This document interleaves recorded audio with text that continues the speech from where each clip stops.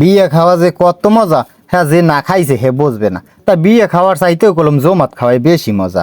আর হ্যাঁ যদি গ্রামের বাড়ি কোলার মধ্যে খাওন, আপনারা আবার অনেকে এখন কইবে না নে, আরে বেটা খাওয়ানোর মধ্যে কি কোনো মজা আছে, বেশি খাইলে শরীর খারাপ হয়। এসব কথা যারা চিন্তা করেন হ্যাঁ গো গিয়ে কলম জমাতের দাওয়াত রইল। এক ফির যদি এই গ্রাম্যে জমাত খানা নে, হ্যালে হারা জীবন খালি জমাত জমাত হরবে না নে। তা দ্রব্য মূল্যের ঊর্ধ্বগতির পিনে অনেকে কলমে এখন জমাত খাওয়ান সারিয়া দিয়েছে, আবার অনেক হুজুররাও জমাতের বিরোধিতা করে। সব মিলেমিশে বর্তমানে জমাতের পরিমাণ অনেকটা কমে গেছে। যাই হোক যে যাই হোক, জমাত তো খাওয়াই লাগবে। বছরে এক ফির জমাত না খাইলে বছরটা কেমন যেন অসম্পূর্ণ থাকে।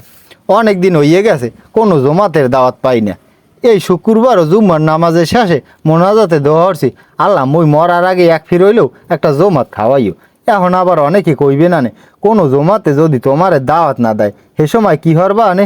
আরে মেয়ারা, আপনারা মনে হয় জানেন না মোর জমাতে দাওয়াত লাগে না কেয়া কিরপিনে। আরে মেয়া, মুই বিগত 14 বছর হইতে জমাত কমিটির 14 নম্বর উপপ্রচার সম্পাদক আনলাম, মোর কি কোনো দাওয়াত লাগে? যাই হোক, অল্পের মধ্যেই আল্লাহ মোর কথা শুনছে। গ্রামের একজন মুরব্বীরে টান দিয়ে লইয়া গেছে।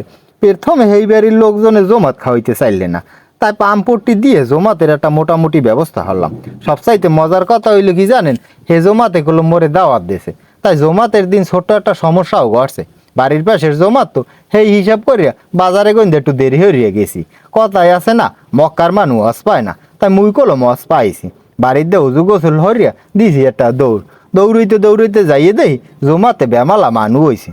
দোয়া দুরুদ কেবল শুরু হচ্ছে, মুইও যাইয়া এক কোনায় বইয়া পড়ছি।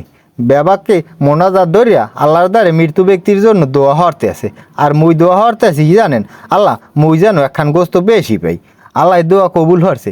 এককালে বিয়ে বাড়ির নান খাওয়ান পাইছি, মুই এবার কলম কম খাইতে পারি না, মোর বেমালা খাওয়ান লাগে। ঝামেলাটা তো হেইখানি।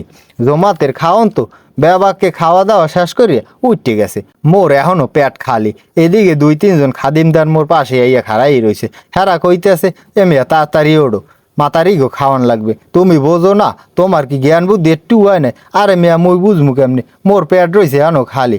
মোরে ওটার পিনে হেরা এক সেট প্যারা দিতে আছে। পাশে দেখি একটা সিন্নির গাবলা। মুই একজনের কইলাম কি, ভাই মোরে আর এক প্লেট সিন্নি দেন।